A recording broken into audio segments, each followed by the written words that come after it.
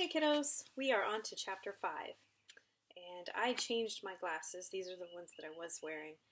These are bifocals. I am grateful for technology. I'm glad that I have them. Not super excited that I need them, but they will help me to read the words, and hopefully I won't have quite so many stumbles.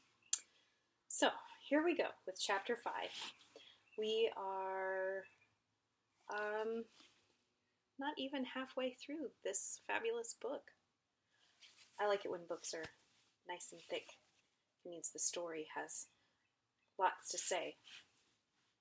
Chapter 5, The Cry in the Corridor.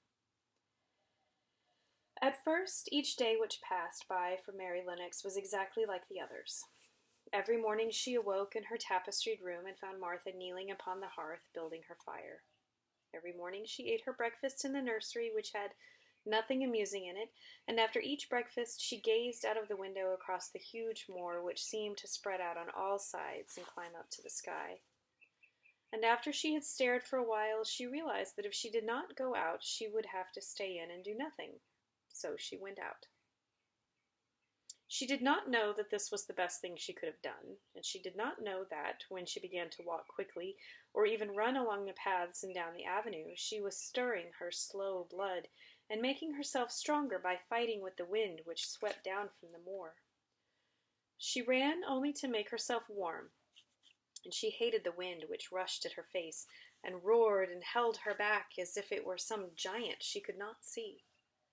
But the big breaths of rough, fresh air blown over the heather filled her lungs with something which was good for her whole thin body, and whipped some red color into her cheeks and brightened her dull eyes when she did not know anything about it. But after a few days spent almost entirely out of doors, she awakened one morning knowing what it was to be hungry, and when she sat down to her breakfast she did not glance disdainfully at her porridge and push it away, but took up her spoon and began to eat it, and went on eating it until her bowl was empty. "That's got on well enough with that this morning, didn't it?" said Martha. "It tastes nice today," said Mary, feeling a little surprised herself. "It's the air of the moor that's given thee stomach for the victuals," answered Martha. "It's lucky for thee that that's got victuals as well as an appetite. There's been 12 in our cottage as had the stomach and nothing to put in it. You go on playing you out of doors every day, and you'll get some flesh on your bones, and you won't be so yellow." "I don't play," said Mary. "I have nothing to play with." "Nothing to play with?" exclaimed Martha. "Our children plays with sticks and stones. They just runs about and shouts and looks at things." Mary did not shout, but she did look at things. There was nothing else to do. She walked round and round the gardens and wandered about the paths in the park. Sometimes she looked for Ben Weatherstaff, but though several times she saw him at work, he was too busy to look at her or was too surly. Once, when she was walking toward him, he picked up his spade and turned away as if he did it on purpose. One place she went to oftener than any other. It was the long walk outside the gardens with the walls around them. There were bare flower beds on either side of it, and against the walls ivy grew thickly. There was one part of the wall where the creeping dark green leaves were more bushy than elsewhere. It seemed as if for a long time that part had been neglected. The rest of it had been clipped and made to look neat. But at this lower end of the walk it had not been trimmed at all. A few days after she talked to Ben Weatherstaff, Mary stopped to notice this and wondered why it was so. She had just paused and was looking up at a long spray of ivy swinging in the wind when she saw a gleam of scarlet and heard a brilliant chirp, and there, on the top of the wall, perched Ben Weatherstaff's robin redbreast, tilting forward to look at her with his small head on one side. "Oh!" she cried out. "Is it you? Is it you?" And it did not at all seem queer to her that she spoke to him, as if she were sure that he would understand and answer her. And he did answer. He twittered and chirped and hopped along the wall as if he were telling her all sorts of things. It seemed to Mistress Mary as if she understood him too, though he was not speaking in words. It was as if he said, "Good morning. Isn't the wind nice? Isn't the sun nice? Isn't everything nice? Let us both chirp and hop and twitter. Come on, come on. Mary began to laugh, and as he hopped and took little flights along the wall, she ran after him. Poor little thin, sallow, ugly Mary. She actually looked almost pretty for a moment. I like you, she cried out, pattering down the walk, and she chirped and tried to whistle, which last she did not know how to do in the least, but the robin seemed to be quite satisfied and chirped and whistled back at her. At last he spread his wings and made a darting flight to the top of a tree, where he perched and sang loudly. That reminded Mary of the first time she had seen him. He had been swinging on a treetop then, and she had been standing in the orchard. Now she was on the other side of the orchard and standing in the path outside a wall, much lower down, and there was the same tree inside. It's in the garden no one can get into, she said to herself. It's the garden without a door. He lives in there. Oh, how I wish I could see what it was like. She ran up the walk to the green door she had entered the first morning. Then she ran down the path through the other door and then into the orchard, and when she stood and looked up, there was the tree on the other side of the wall, and there was the robin just finishing his song and beginning to preen his feathers with his beak. It is the garden, she said. I'm sure it is. She walked around and looked closely at the side of the orchard wall, but the only thing she found was that she had found before, that there was no door in it. Then she ran through the kitchen gardens again and out into the walk outside the long ivy-colored wall, and she walked to the end of it and looked at it, but there was no door. And then she walked to the other end, looking again, but there was no door. It's very queer, she said. Ben Weatherstaff said there was no door, and there is no door, but there must have been one 10 years ago, because Mr. Craven buried the key. This gave her so much to think of that she began to be quite interested and feel that she was not sorry that she had come to Misselthwaite Manor. In India she had always felt hot and too languid to care much about anything. The fact was that the fresh wind from the moor had begun to blow the cobwebs out of her young brain and to waken her up a little. She stayed out of doors nearly all day, and when she sat down to her supper at night she felt hungry and drowsy and comfortable. She did not feel cross when Martha chattered away. She felt as if she rather liked to hear her, and at last she thought she would ask her a question. She asked it after she had finished her supper and had sat down on the hearthrug before the fire. Why did Mr. Craven hate the garden? She said. She had made Martha stay with her, and Martha had not objected at all.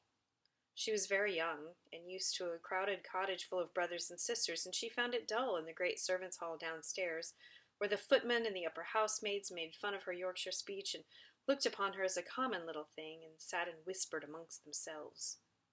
Martha liked to talk, and the strange child who had lived in India and had been waited upon by others was novelty enough to attract her. She sat down on the hearth herself without waiting to be asked. Are tha thinking of the garden yet? She said. I knew tha would. That was just the way with me when I first heard about it. But why did he hate it? Mary persisted. Martha tucked her feet under her and made herself quite comfortable. Listen to the wind wuthering round the house, she said. You could better stand up on the moor if you was out in it tonight. Mary did not know what wuthering meant until she listened, and then she understood. It must mean that hollow, shuddering sort of roar which rushed around and round the house as if the giant no one could see was buffeting it, beating at the walls and windows to try to break in. But one knew he could not get in, and somehow it made one feel very safe and warm inside a room with a red coal fire. But why did he hate it so? She asked after she had listened. She intended to know if Martha did. Then Martha gave up her store of knowledge. Mind, she said. Mrs. Medlock said it's not to be talked about. There's lots of things in the place that's not to be talked over. That's Mr. Craven's orders. His troubles are none servant's business, he says. But for the garden, he wouldn't be like he is. It was Mrs. Craven's garden that she had made when first they were married, and she just loved it, and they used to tend the flowers themselves. And none of the gardeners was ever let to go in. Him and her used to go in and shut the door and stay there for hours and hours, just reading and talking. And she was a bit of a girl, and There was an old tree with a branch bent like a seat on it, and she made roses grow over it, and she used to sit there. But one day, when she was sitting there, the branch broke, and she fell on the ground and was hurt so bad that the next day she died.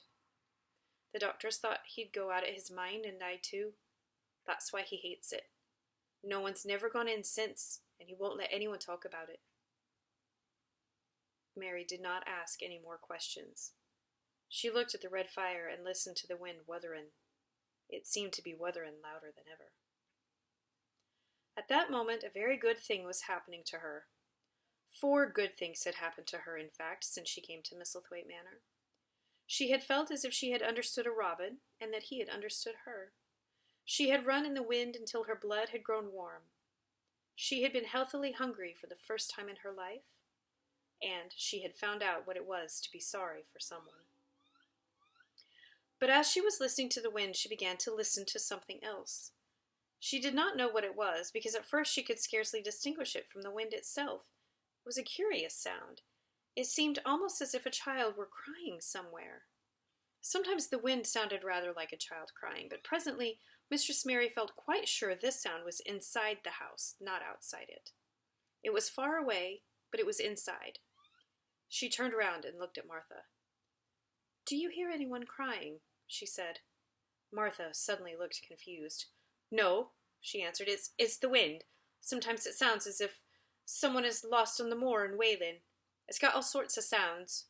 "But listen," said Mary. "It's in the house, down one of those long corridors." And at that very moment a door must have been opened somewhere downstairs, for a great rushing draught blew along the passage, and the door of the room they sat in was blown open with a crash, and as they both jumped to their feet, the light was blown out, and the crying sound was swept down the far corridors, so that it was to be heard more plainly than ever. "There," said Mary, "I told you so. It is someone crying, and it's a grown-up person."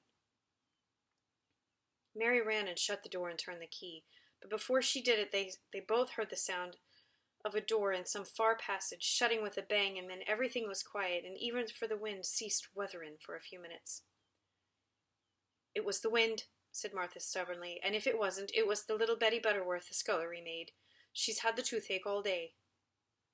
But something troubled and awkward in her manner made Mistress Mary stare very hard at her. She did not believe that she was speaking the truth. That is the end of Chapter 5.